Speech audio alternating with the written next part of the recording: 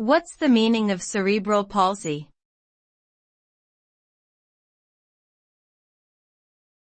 Cerebral palsy.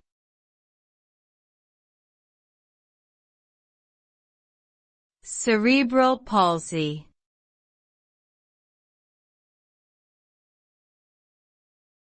Cerebral palsy.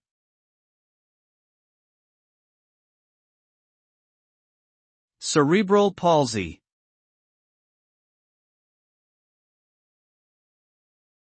Cerebral palsy is a group of neurological disorders that affect muscle coordination and movement.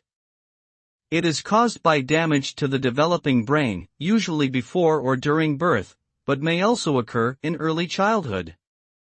The symptoms vary from person to person, but common effects include difficulty with movement, reflexes, posture, and balance. Cerebral palsy can also cause speech and communication difficulties, seizures, and intellectual disabilities. There is no cure for cerebral palsy, but treatment can help manage symptoms and improve quality of life.